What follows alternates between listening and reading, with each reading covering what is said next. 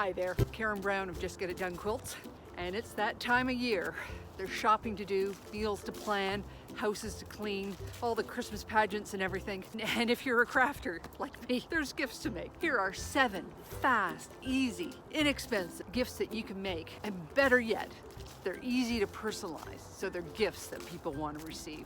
So stick with me and I'll show you how to do it.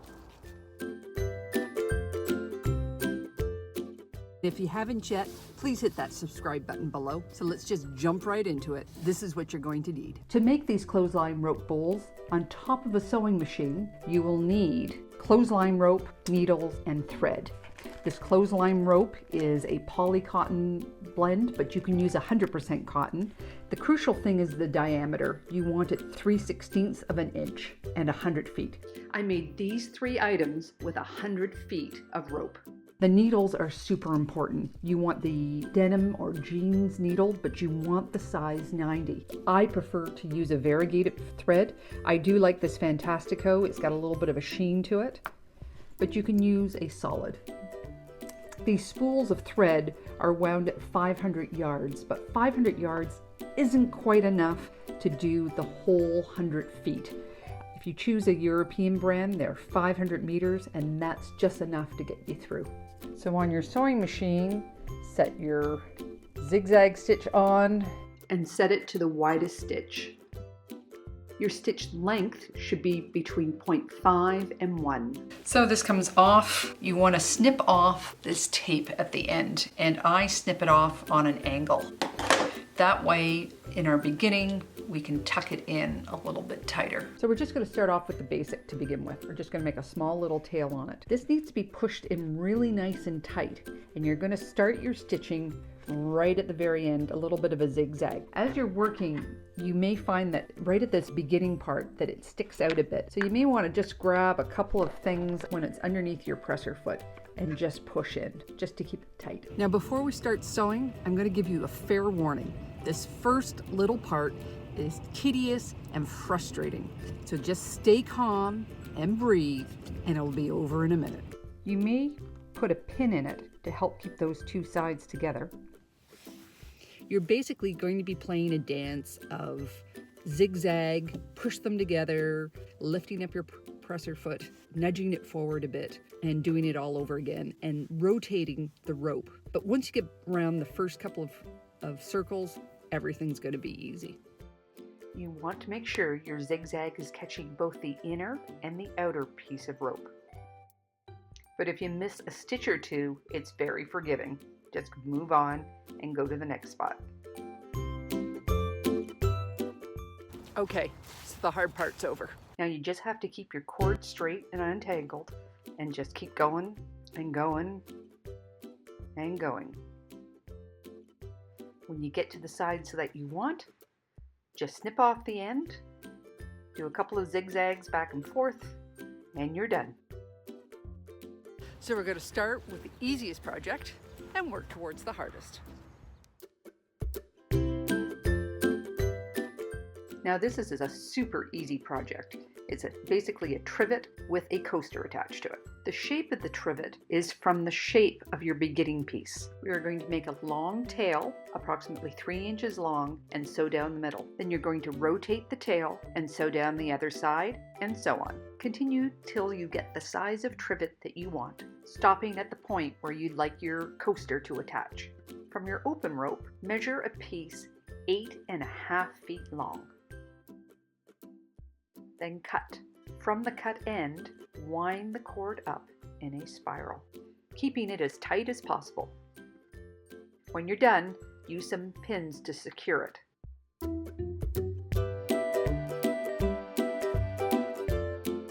So now we're going to sew along the outer ring first, catching both cords with our zigzag as we approach the trivet. We're just going to catch the edge of the trivet on the side there, and then spiral into the middle. Perfect for anyone that enjoys a cup of tea. I have a friend who's always complaining about how hot her computer is on her lap. The trick with laptop mats is you've got to make them rectangular, not oval like a regular trivet. So instead of starting with a tail, you need to start with a rectangle.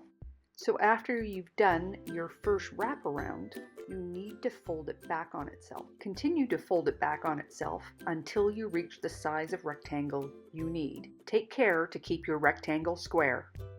Rectangles are also problematic because they're just naturally bulky on the corners, so their shape easily warps. Funny thing is, I preferred it this way. When working with these larger shapes, I found it best to put a quilting glove on my left hand. And though I can usually make it through at least 50 feet without a problem, eventually the cord gets all twisted and knotted, and I do have to stop and roll it into a ball. I think this turned out really well. I'm pretty chuffed.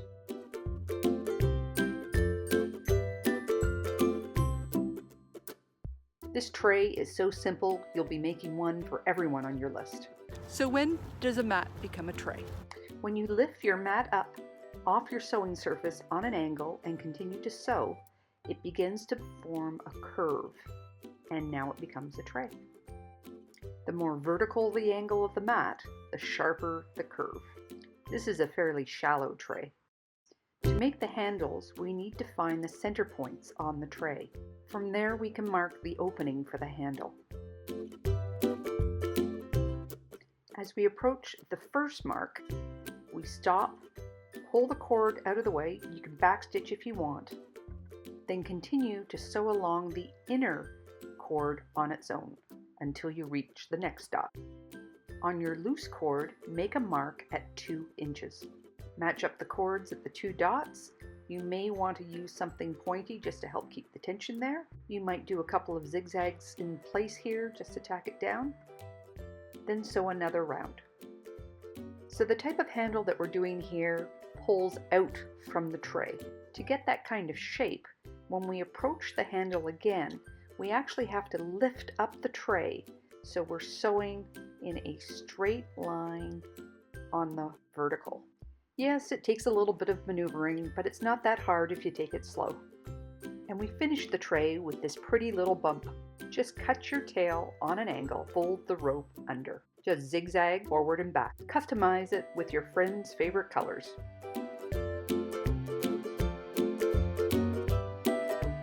This useful little tray keeps all your charging cords off the floor.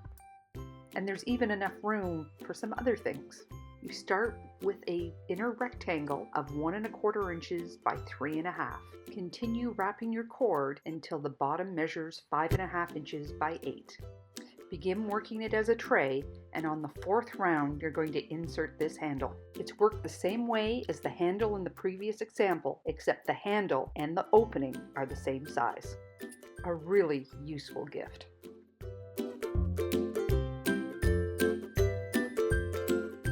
Do you know anybody that likes to make bread? So now, when does a tray become a bowl? A bowl is simply a tray that you just kept on going. A bread proofing bowl has a fairly specific size and shape. It helps the dough conform to that ball shape in the proofing stage. The bottom of this bowl is 4 1/4 inches. I worked it at a fairly steep angle, but not vertical, for 4 1/2 inches. Adding 2 simple handles at the top. The top opening measures 8 1/2 inches wide. And I did a little bump at the end. Can't you just smell the bread already?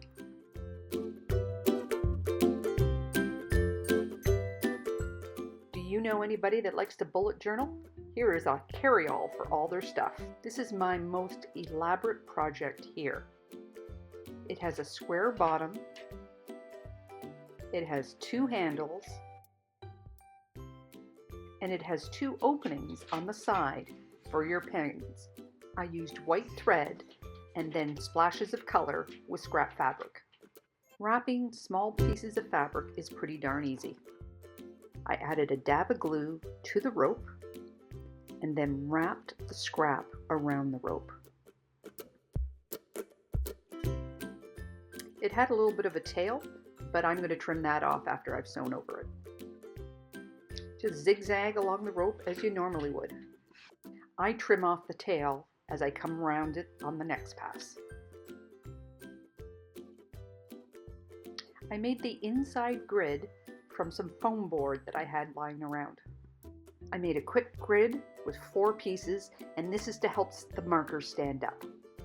This will keep it all nice and organized and in one spot.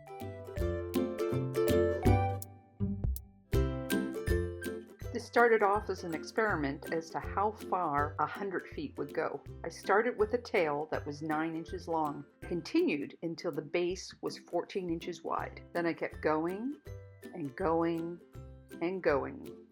This is a different handle from the last one in that it goes up and not out. The first pass is exactly like the first method. You put the outer rope aside and sew on the inner rope, and then join them back together. But on your second pass, instead of lifting your bowl or tray up, you keep it flush with your work surface and spin around the handle. This handle is used when your bowl or bag will be hanging on something, like on a hook or on the handles of a shopping bag. 3 passes or more for this type of handle is best to give it some structural integrity. Since this is 200 feet, let me show you how to join 2 pieces together. Cut your tail on a 45-degree angle. Cut your joining piece of rope on a 45-degree angle as well. Just tuck one under the other and continue to zigzag. Can you see where the original join is? Looks like my threads will give me away. This type of bag would be great for market shopping because it can handle the heavy objects, or knitting because the needles wouldn't poke through. I hope you can use these ideas for gifts for people in your life. If you like this video, please give it a thumbs up. Please take a moment to subscribe to this channel, and I'll see you next time. Take care.